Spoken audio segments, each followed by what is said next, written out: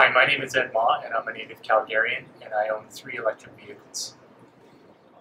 In 2010, my wife and I made the big mistake of test driving a Tesla Roadster. We were in Seattle, Washington, and the moment that each of us got behind the wheel of the car, it was amazing.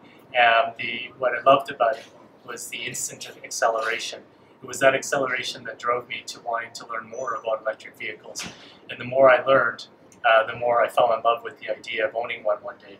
Never in a million years did I ever think that I would own a car like that, but later on that year, we decided that we would purchase one. And since then, we've fell in love with it, and we've grown our fleet to a total of 3. We own a Tesla Roadster 2.5, a 2016 Founder Series Model X P90D with the ludicrous speed upgrade, and then my daily commuter, which is probably my most favorite vehicle, is a smart electric vehicle.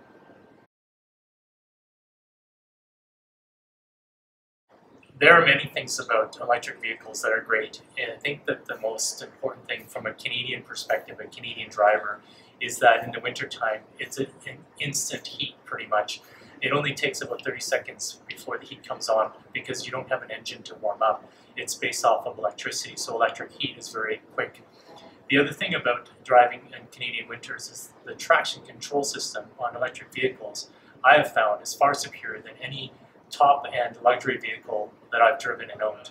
The other real cost benefit of driving an electric vehicle is the fuel savings. Rather than fueling our vehicle with gasoline or diesel, which is amazing energy in itself, we fuel our vehicles with electricity. And unique to our home is that we actually fuel our vehicles, or recharge, I should say, our vehicles using solar energy generated by a 3 kilowatt system currently that consists of 12 panels on top of my garage. We also have a Tesla Powerwall backup, which is a 14 kilowatt Powerwall. And so the system is fully integrated with our home, and so on any given day, at any given time, we can tell how much draw is coming from our home compared to how much is being produced by a combination of solar and the battery storage.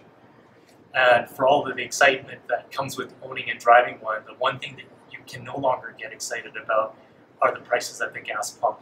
No matter what day, what time of year, what season it is, whether it's summer, high season, low season, I pay the same boring electricity rate every month, unlike at the gas pump.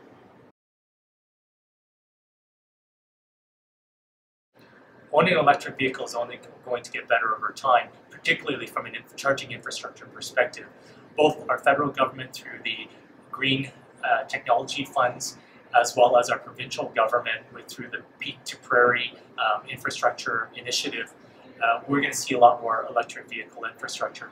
Not only that, there's lots of private investment that's going into this space, like Sun Country Highway, who did the first world's longest, greenest highway, and they did that back in 2013 without any government funding. They did that connecting Canada from coast to coast in under a year.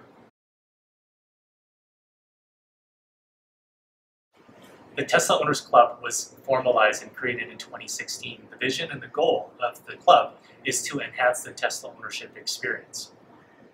We do this by sharing information, public speaking engagements with the public, and negotiating discounts with various different vendors across Alberta. Additionally, we have owners meetups where we have different organized events several times per year. Our flagship event is our barbecue in the fall.